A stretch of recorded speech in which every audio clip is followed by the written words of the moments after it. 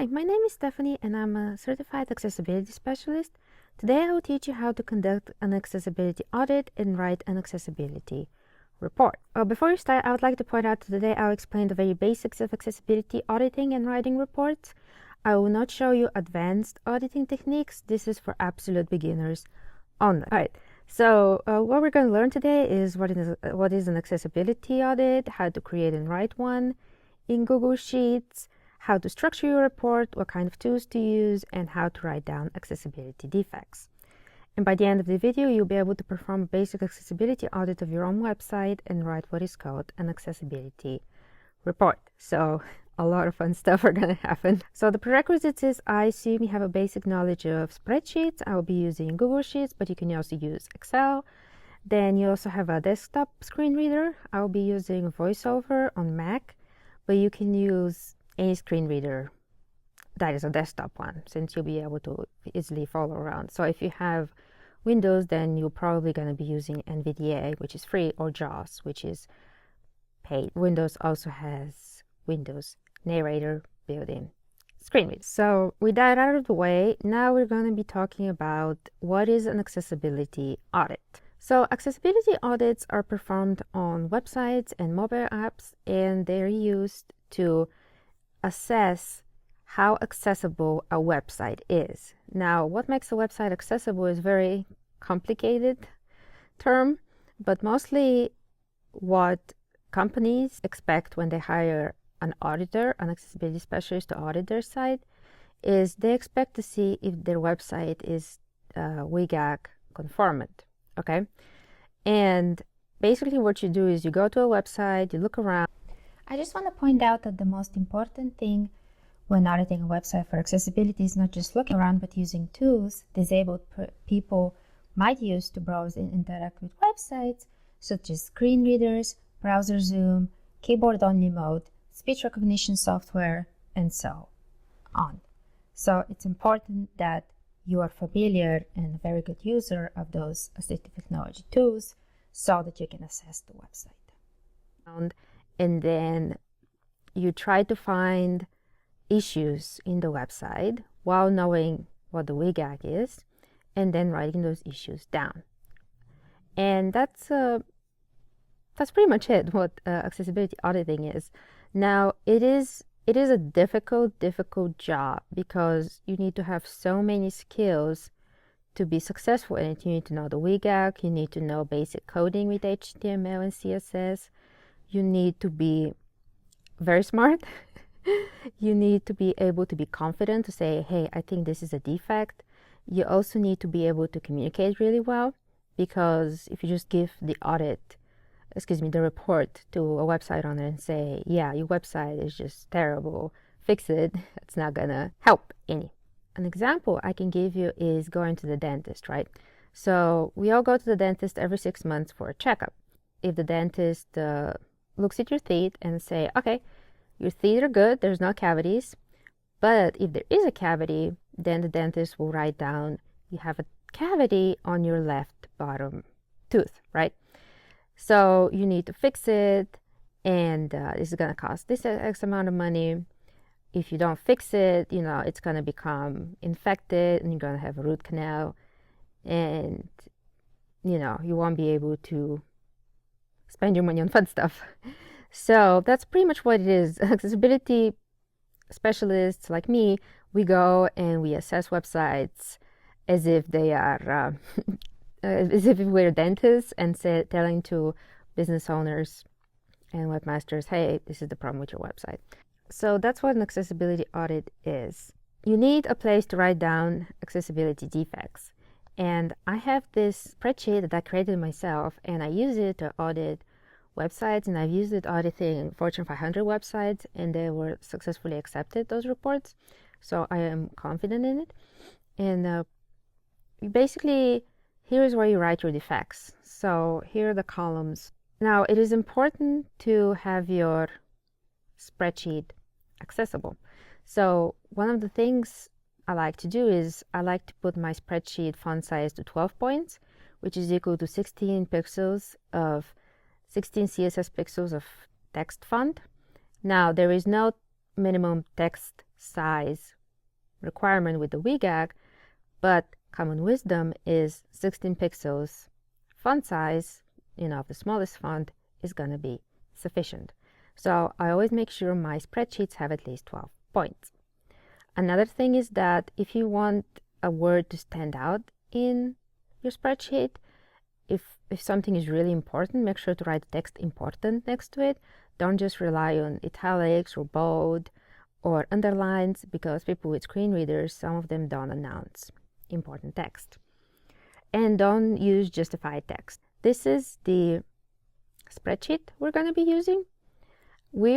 Okay, before we start, let's see what website we're going to audit. We're going to audit Oklahoma State's website. Every state in America has its own website where they show people what the state is about. They advertise the state. They try to make people live in.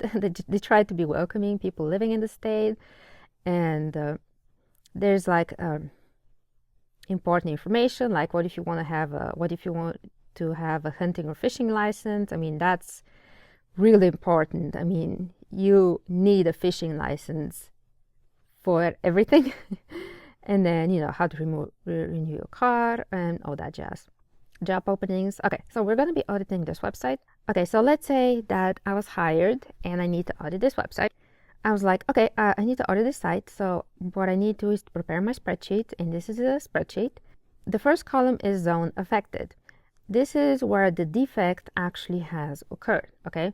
Now, in my case, we're just going to be auditing oklahoma.gov homepage. We're not going to be auditing any other page. So the zones will probably be header, footer, carousels, video, all that stuff. Now, if you're auditing the entire website, you might want to have a separate spreadsheet for each page. Or if the website is not big, if it's like a small portfolio website, then zone affected could just be homepage, contact us page, portfolio, favorite types of bunnies, So zone affected, in this case, just a homepage. Now the defect summary is what is the problem with this specific component. So we know, for example, that our pause button in our carousel is very tiny, right? So the defect is going to be button is tiny. People with more disabilities, So basically you summarize what the defect is with as little words as possible. The user impact is how this is going to impact the user with a disability or without a disability. For example, the tiny button that's 18 pixels by 18 pixels.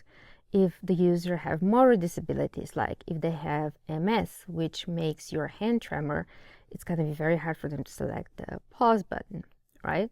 So this is how the user is impacted. Now, user impact is difficult, right? Because each issue can affect a person with disabilities in a different way. So I advise you to read up about experiences with people with disabilities. There are stories you can learn online. For example, if you open the MS Association of America, there are stories by people, or you can talk to people who have disabilities or your friends who have disabilities, and then you help you realize how those people are impacted. Now we have screenshot and video. So every time you audit, you're going to need to take a screenshot. This is the minimum. Or you have to take a video. Now videos are usually taken when you're auditing with a screen reader, because the screen reader announcement is usually one after the other. So you're going to need a video for that. Now, I know what you're thinking, Stephanie, this is going to make auditing a website really difficult if I have to take a screenshot, especially a video. It's going to be very time consuming. Yes, auditing websites is very time consuming. It's very difficult. You need to be really, really good to do it. Then we have the severity. Every time you log a defect, you need to say if it's critical, high, medium, or low. Critical is usually something that almost blocks the user. High is usually something that the user cannot do as the main thing of the website. Medium is usually, okay, this is a defect. For example, the image of the governor, the old image of the governor of Oklahoma.gov. The old text is not a good alt text, but I don't think this is that much of a problem, even though it violates WCAG 1.1.1 success criterion. But since this is the image of the governor, the user is not going to lose a lot of important information if they don't know how the governor looks like. So this is like, it's very important that you add the severity. Then you need your environment. So I'll be auditing with Google Chrome 134, or there are also other browsers like Safari, MS Edge, Google Chrome Canary, or Mozilla Firefox. And then you have the operating system, which is macOS Sequoia 1503. So that's I'm on a Mac. And then screen reader, voiceover, NVDA, Windows Narrator, and you can also add screen reader if you need it. And then this is the WCAG success criterion failure. This is where you list all the success criterions that have failed. This certain component have failed the success criteria, one or many. And then the option is remediation recommendation. Now, if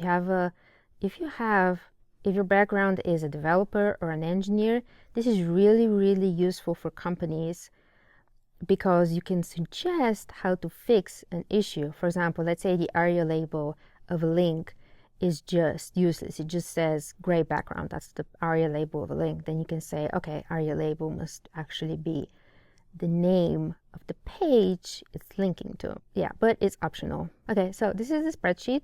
Now, okay, so before you start auditing a website, first you need to take a look at the website and see that it, well, actually exists.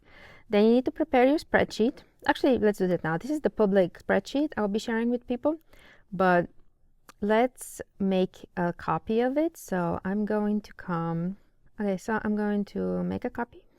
I'm going to name it oklahoma.gov accessibility report. Okay, so we have created our spreadsheet. Okay, the next thing we want to do is we want to ask the client if they want us to audit the website testing it only against WCAG success criteria, or do we want to test it against WCAG success criteria and best practices? Now, the best way to test a website is testing against success criteria, WCAG success criteria, and best practices. However, testing against best practices takes longer because you're going to discover things that are not in the WCAG, but also make the website inaccessible. So in this video, we're going to keep it simple, and we're only going to test against WCAG success criteria AA.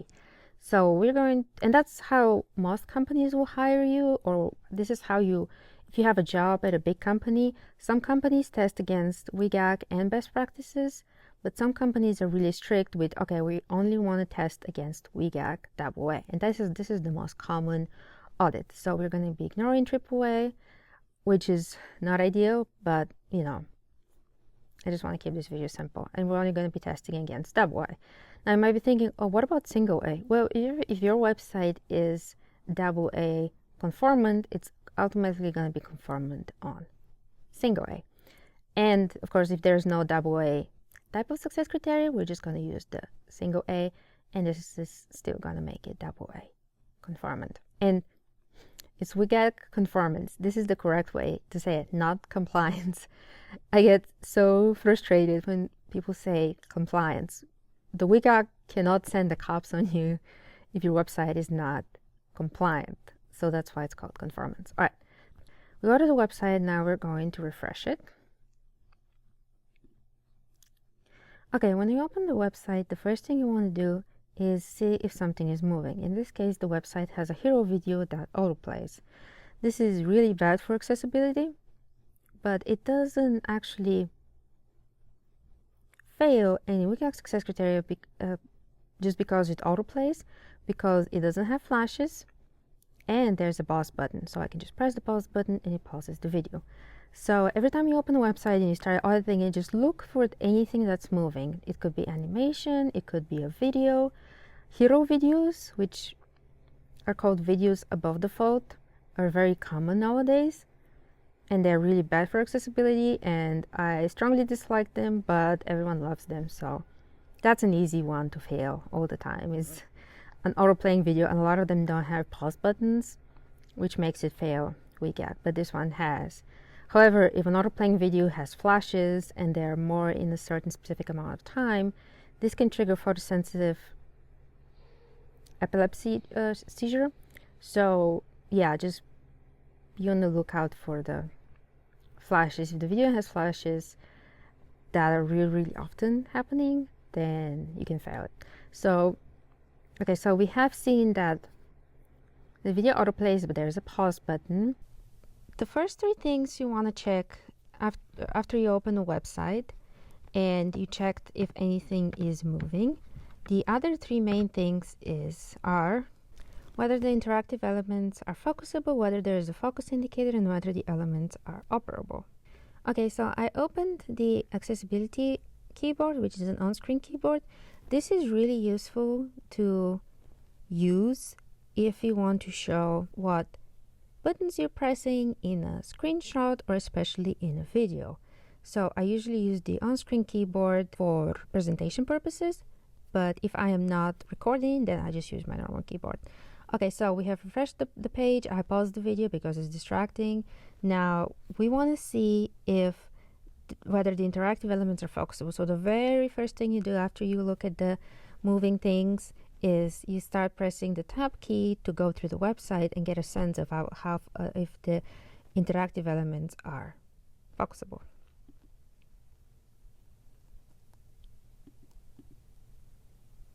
Okay, so at the top of the website, I see we have a blue focus indicator on what appears to be links, and the contrast is really high against the gray background, so I think that's great. Let's keep tabbing. Okay, so the blue indicator shows really good against the white indicator. Okay, here's a teachable moment. I thought the blue focus indicator met 3:1 WCAG requirements against the white background, but when I tested it, it barely misses the requirement, but it misses it nonetheless. This is why it is incredibly important to test, even if you're certain of things when auditing a website. The blue focus indicator, however, meets the 3:1 requirements when tested against the gray background. So yeah, always test. Now you can also test the contrast between the white and the blue, and I recommend that you test the color contrast of all focus indicators, but right now I think it's good. Now let's keep tabbing. Okay, so the tab order is good, meaning that elements are being focused one after the other. Okay, we have selected the play button. Let's keep tabbing.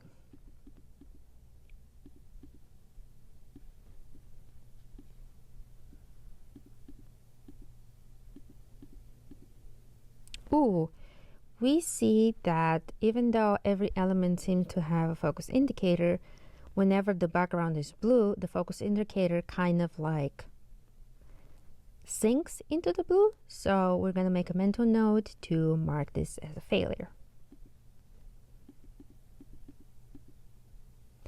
Ooh, we have our first big failure, which is the focus is currently on the pause button, but the pause button doesn't have a focus indicator. So this is another failure. Let's keep tabbing. Okay, now we have focused the whole slider. Okay, it seems like the slider is a giant link, so we have focused it.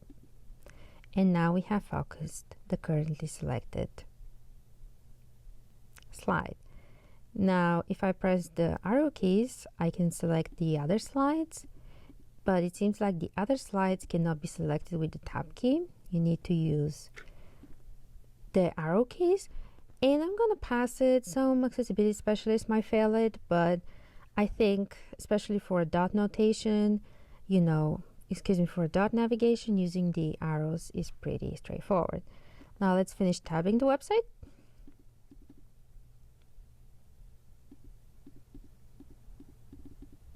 We have firstly selected this tiny logo, which appears to be a link. Let's press enter. Okay, so the tiny logo just links to the home page, which made the page refresh, so this is a success. Let's go. Okay, we have the translated functionality. Translate is usually a button, so I'm gonna press spacebar. Select language. Okay, let's see. Okay, select language. I'm not sure if the drop downs are activated with spacebar or enter. I think they might be spacebars. Okay, now let's translate this. Now let's translate it to, okay. Select.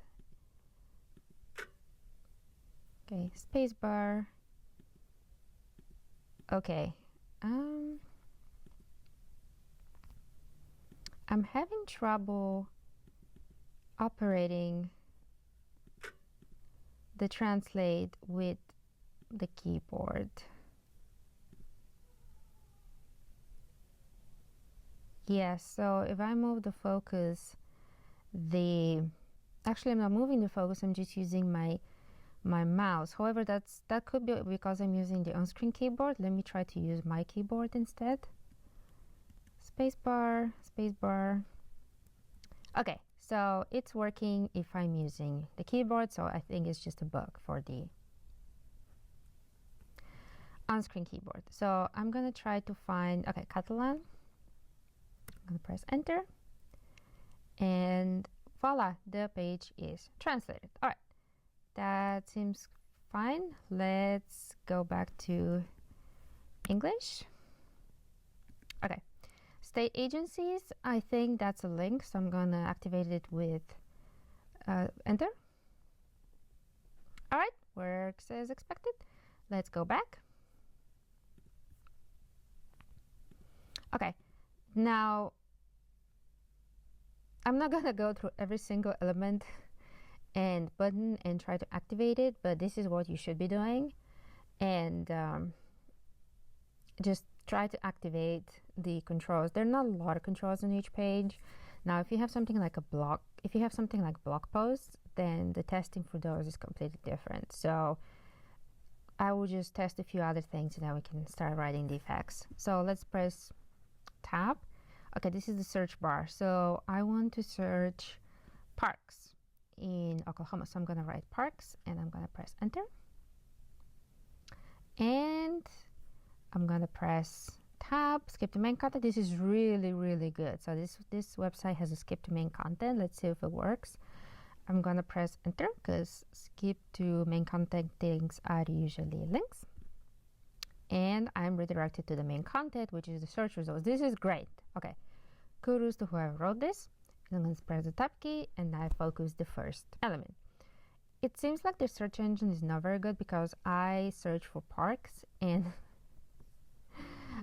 I get Trapper Parks. I think that's the name of a person, but that's for the backend developers to fix, even though it is also an accessibility issue because you want what you search to be found. So let's go back to the homepage. So since we don't want to spend all our time editing this website because it's going to take a long time, let's start writing down the defects. All right. So the first thing we want to do is we have a video, right? Now, hero videos are always, I dislike them so much. Do not have a hero video.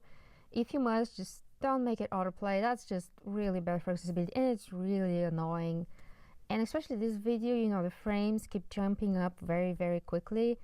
It's just, why do people do that? It's like people who don't clean their equipment at the gym. Like, why would you not do that? Or okay, there is one very, very big failure of this video player.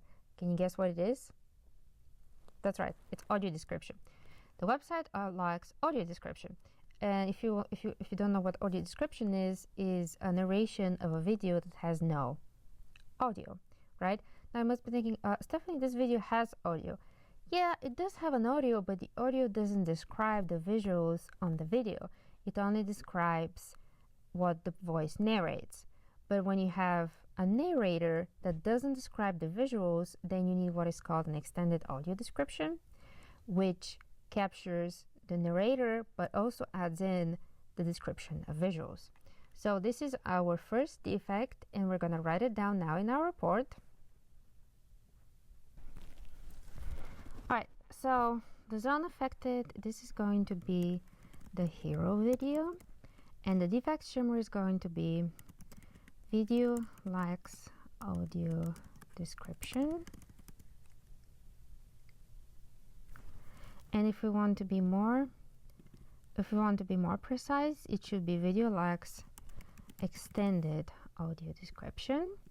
And then the user impact would be, okay, how is this user going to be impacted? If a blind user browses our website, how are they going to be impacted? Then we can write something like blind users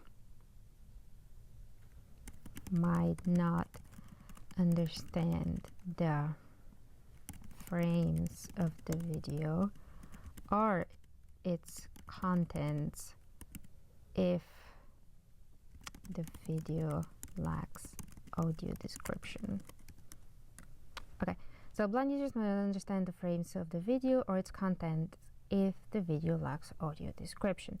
Okay, so that's for blind users or even people with other disabilities can get affected too, but we can just put blind users. Now, screenshots in video, that's not applicable because if something doesn't exist, you can't take a picture of it. The severity is going to be high because the hero video is one of the focuses of the website. It's the first thing the user sees. So I think this is something that needs to be fixed very quickly. And the browser, I actually used the Chrome Canary. This is my operating system, and I did not use a screen reader. Okay, yeah, so the WCAG success criterion failure is going to be audio description, but I forgot its number. Let's go find it. There we go. So this is success criteria 1.2.5 audio description pre-recorded, and we're going to, okay, success criterion and remediation recommendation. This is going to be simple an audio description track or a link to it on the home page. Okay, and we have our first defect. Yay! Well, this is not something to be happy about because it means the website is not accessible to people with disabilities, but at least it's written down and it can potentially be fixed. Okay, now let's keep hunting for defects because this website has a lot of defects. Okay, so the next defect I see is that the closed captioning button is transparent, right? Notice that when I play the video, since the closed caption button is transparent, it changes the way the background changes, see? So I'm gonna fail it, right? So in this frame we have horses walking on a river, and the CC button is almost unrecognizable because it's transparent. Now non-text content contrast should be 3:1, and I bet this button is less than 3:1. Now since it is opaque, it's hard to get its precise accessibility contrast, but in this case we can just put that it is. I mean, we can also try to get it, but the problem is it has low opacity and it's also on low opacity background. So I'm just going to fail it. Okay, we have the defect video players unaffected, defect summary, CC button is transparent. This means as the video progresses, the button suddenly has lower contrast, making it almost impossible to be seen. Users with low vision and color blindness will have trouble interacting with the button. And I have a screenshot that I have linked to it, and let's look at it. All right, that's the screenshot. Notice how the button is almost invisible, which makes our defect valid. Now let's go back. And I decided the severity is high because closed captioning is extremely important for people who are hard of hearing or deaf. Now we have the browser, which is Canary. Operating system stays the same. The screen reader, we didn't use a screen reader, and it fails 1.4.11 non-text contrast, which says icons and graphic objects must have 3:1 color contrast, which is this one doesn't. And the remediation recommendation said the opacity CSS property to 1. And okay, so that's our next defect. Let's keep looking.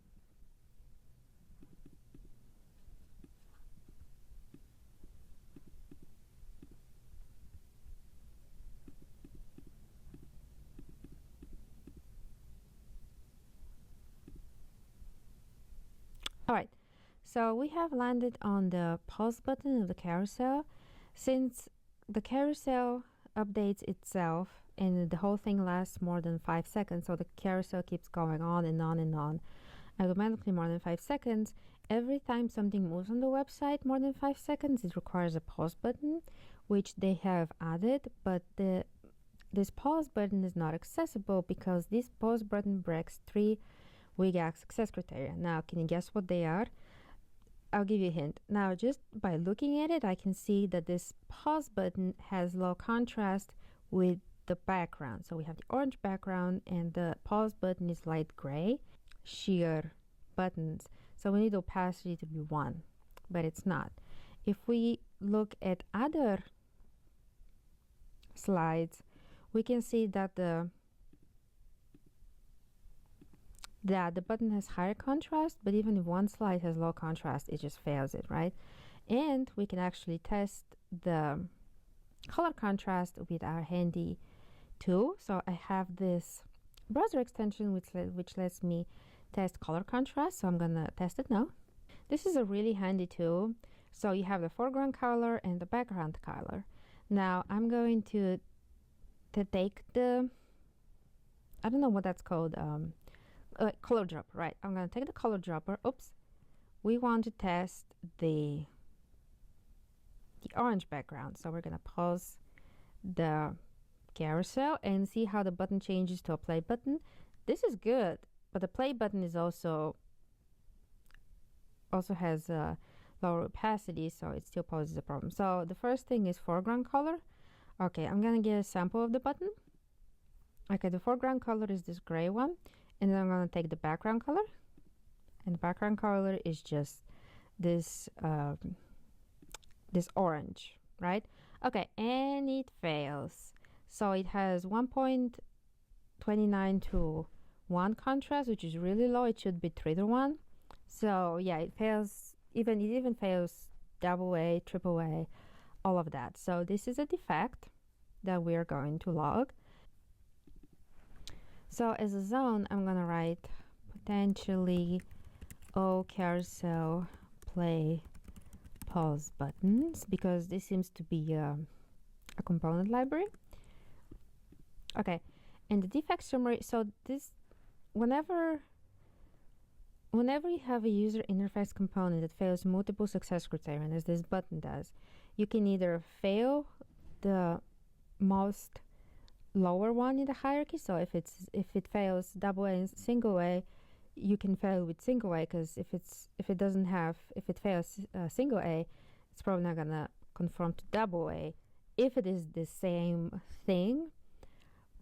Or you can add a defect for every single success criterion that the user interface component or font size or whatever this part of the website fails. So in this case, we're failing it for insufficient contrast. So I'm going to put defect summary button has insufficient contrast. I don't know if that's spelled correctly. And then user impact, we're going to write users with low vision or users with color blindness will have difficulty seeing and interacting with the component. Okay. All right. And now I'm going to add a screenshot. Okay, it has a screenshot. And if you're wondering what I'm using to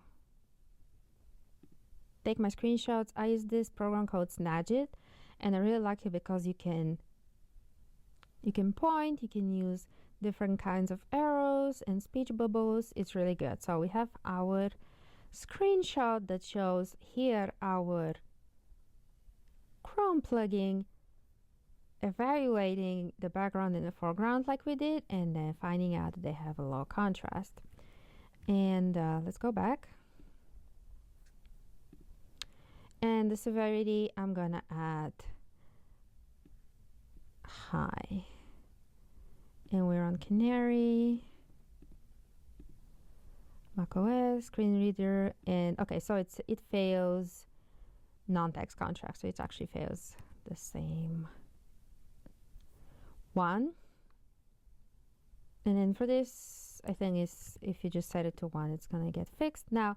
But this button, like I told you before, it has multiple WCAG success criteria and defects. And so we need to file other defects. One other defect I see is that, it seems like this button is kind of small. It just seems like a small button. And one way you can check how big a button is, or a link, or any user interface component is, so I'm on Canary, so I'm gonna press right button. I'm gonna press Control plus right button, and I'm gonna click Inspect. And now the Google Developer Tools is open, and I'm going to hover on the button in Google Inspect Developer Tools, and it shows me that the button has 18 by 18 width and height, which is okay if the button is not in a boundary of another interactive element, which it is. This whole slider is one big link, which means that the button is violating WCAG target size minimum, which says if your button or link or anything you interact with is in the boundary of another interactive element, it needs to be at least 24 by 24 pixels. So this button has failed it, and we must write it down.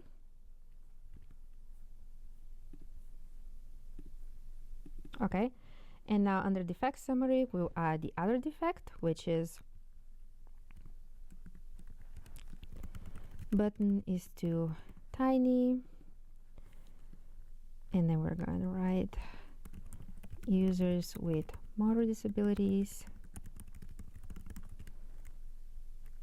will have difficulties interacting with a tiny button.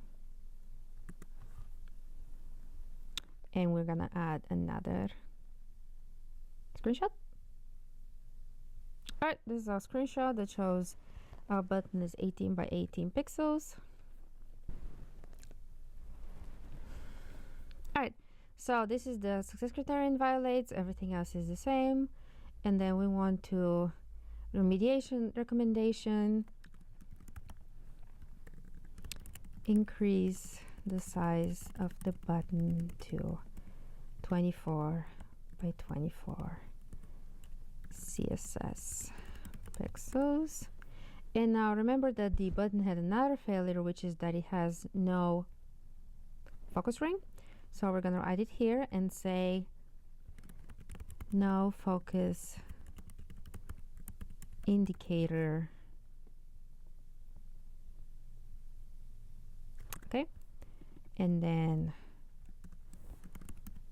users who rely on the keyboard wouldn't be able to see the button when it is focused without a focus indicator. Okay, we don't need a screenshot because how do you show something that doesn't exist?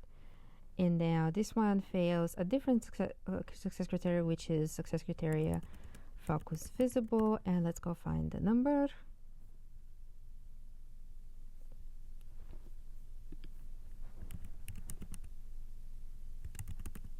Okay, that's 2.47. Let's go back. And the more websites and the more you audit, you're going to start remembering those success criteria by heart. And it's going to be way easier. And then for fixing the focus, I'm just going to say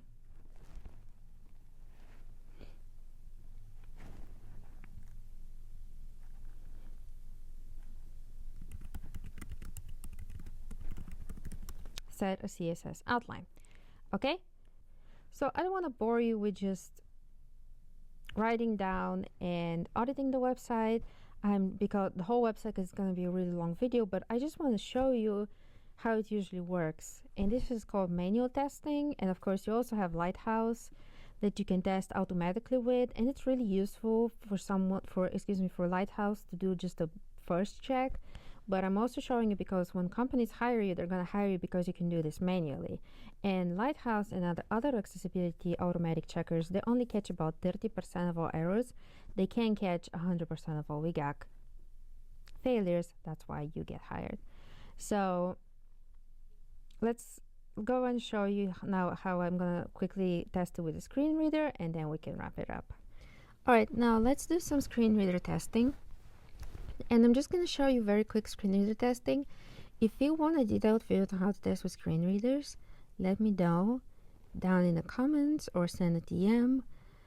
Otherwise, if I show you screen reader testing top to bottom, it's going to take a long time for this video. But I'm on a Mac, and the standard screen reader for a Mac is called VoiceOver, which is activated by pressing Function Command F5.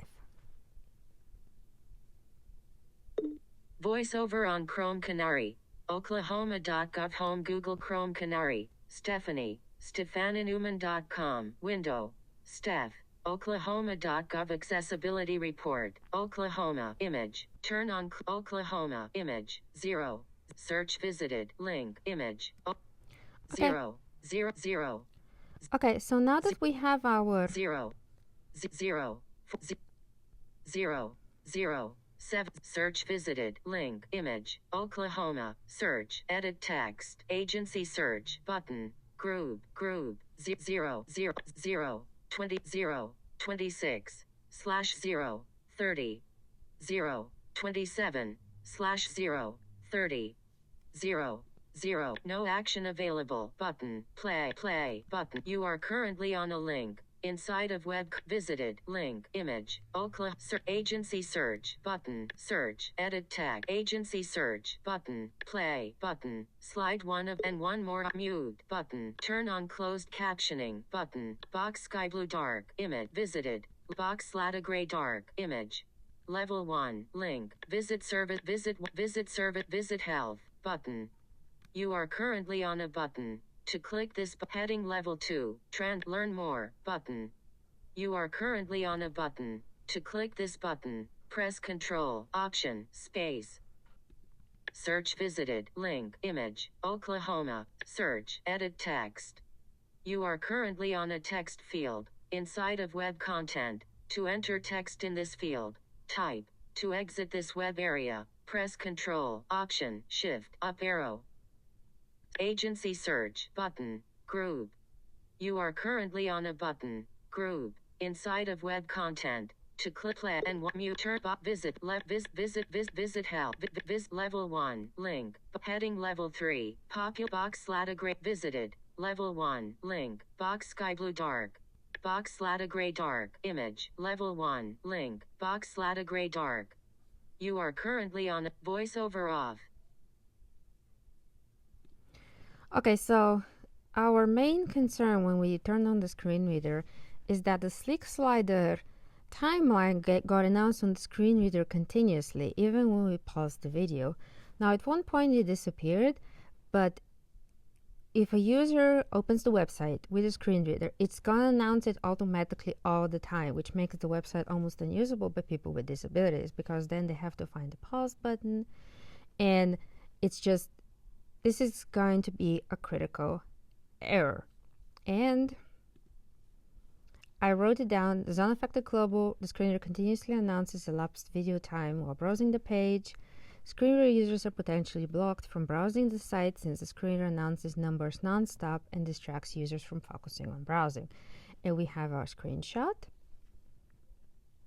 Now, when you're auditing with a screen reader, you're mostly going to have to take videos, because like I mentioned, screen readers are very linear. So, but also sometimes it's useful to take screenshots. So here we have the screen reader focused on the tiny logo, but its announcement is still the video 6 slider timeline, which is horrible for accessibility. And then I also drew this speech bubble that shows that says the screen reader continuously announces elapsed video time while browsing the page.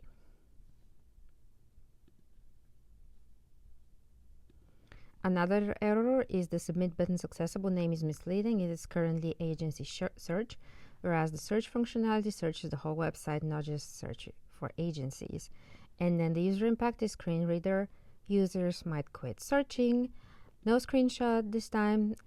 Actually, let me take a screenshot so you can see how it's done, how I usually do it. So if we go, I'm on the Mac, so I'm gonna press Control, right mouse button, inspect. And here we have the area label is agency search. So I'm going to take a screenshot, which is Command-Shift-4, and I'm gonna cut this part.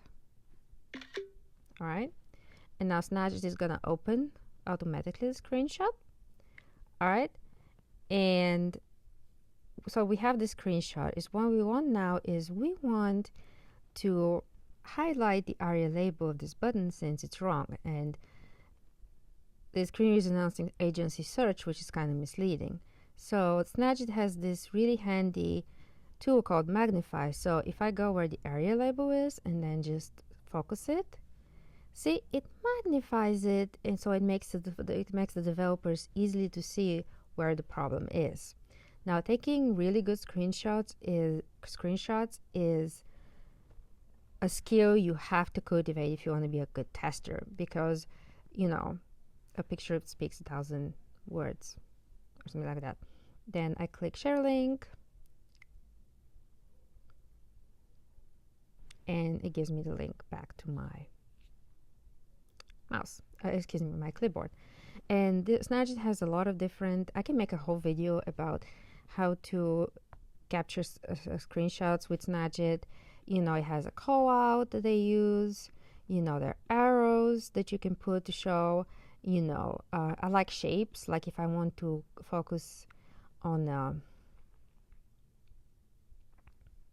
element. There's just a lot of good tools in Snagit. And then so I'm gonna do a share link copied, and then I'm gonna go back to my spreadsheet, and I'm gonna paste the link. Voila! Now we have, and so I put the severity as medium, and then I put change the accessible name to submit search or just search, and it failed. Name raw value, WCAG success criterion, and now we saw that the website failed additional success criterion with the screen reader. For example, when I focused this link with the screen reader, it didn't say top.gov.ok like the label is, but it announced something weird like box sky blue dark. Now this fails WCAG success criterion name raw value, and it is really, really bad because remember, most screen reader users are blind. So if the screen reader says link box sky blue dark, the screen reader user is going to ignore it because this link doesn't make any sense. Now, if the screen reader user is sighted and still uses a screen reader, which yes, it's a thing, people with autism use screen readers who are sighted, and also people who have migraines, they also use screen readers. Now they could see it says okay top.ok.gov, but the screen reader is announcing something completely different. Another failure is the images of the governor. It has just the alt text is Kevin Stitt, Oklahoma governor, but in this case, this doesn't help the user. In this case, it would be better if you describe the image about how the governor looks like. It is still better alt text than the image of the lieutenant governor, which only says Matt Pinnell Square.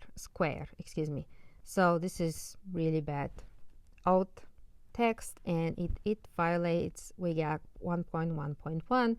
But if I write it out in my accessibility defect, I'm gonna set it as a severity of low, because people don't know how those two people look like. Is not going to be a deal breaker, but it is still a defect that must be fixed, and it's very easy to fix the alt text of an image. So yeah, that's all for this for now. Let me know if you want me to make another videos. Please subscribe to my channel and like this video, and please share it with everyone you know. It's really gonna help me. I really want to create more videos about accessibility. So let me know how I can improve. I also have Udemy courses. This is my Udemy course. So yeah, go buy it, subscribe to it. And yeah, thank you so much, and I'll see you next time. Bye.